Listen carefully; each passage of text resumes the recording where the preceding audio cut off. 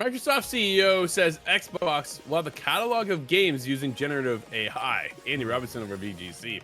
Announced earlier this week, Microsoft's Muse is a generative AI model that it says can generate game visuals, controller actions, or both. In its announcement, Microsoft showed how Muse could generate game visuals using training data from Ninja Theory's 2020 game, Bleeding Edge. Remember that game, Michael? No? Yeah, not many other people do either. Just say it. Commenting on Muse in an interview published this week, Nadella compared Muse to the wow moment he said he felt when he first saw other generative AI models such as ChatGPT. According to Nadella, Microsoft is already planning to utilize generative AI in multiple games. Quote, "It's just very cool. One thing that we wanted to go after was using gameplay data.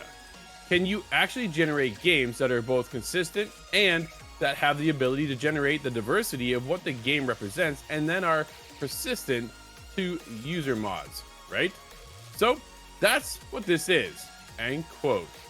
He told the Darkwish podcast. Quote, "The cool thing is that what I am excited about is we're going to have a catalog of games soon that will start using these models or we're going to train these models to generate and then start playing them.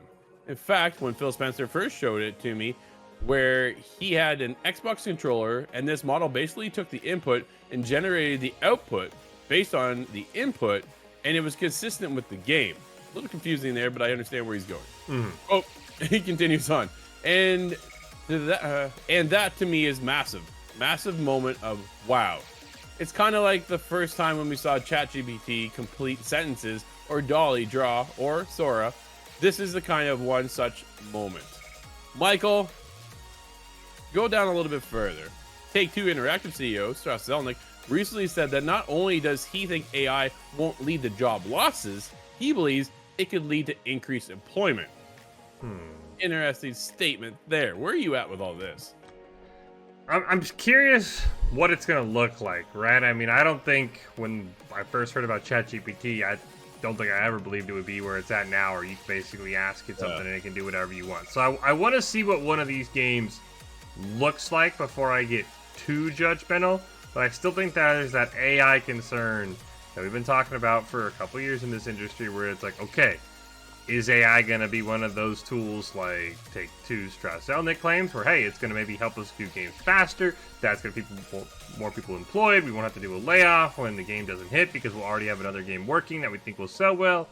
Or is it going to do the other side of things that we see now with AI content, where it's just a bunch of nothing, right? And it's just a bunch of, here's a game, and you're like, wow, this looks like terrible. And then it's like, oh, but here's another game, and it's like, okay, but the last game was terrible.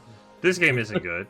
So I'm holding judgment for now, Drew. I want to see what one of these games looks like before I really comment, but I'm just worried it's just going to be like everything else we're seeing nowadays, where it's just a lot of AI junk and nothing actually of impact. Yeah, like there's an interesting way I think that they could handle this and not get overblown out of proportion, where it is, hey, it's replacing the developer. So at the heart of it all, we want the heart from the developer to be in the game.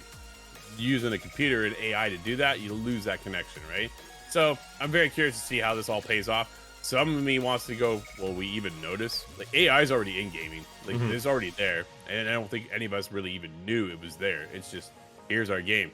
We need to figure out how to speed up production, because $500 million for a game, you'll never make that back in some instances, right? So they got to figure out other ways to then capitalize so we can make the next game. This is one of those steps.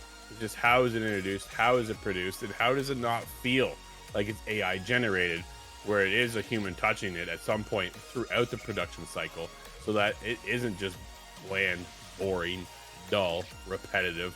Instead, hopefully it just enhances the experiences overall.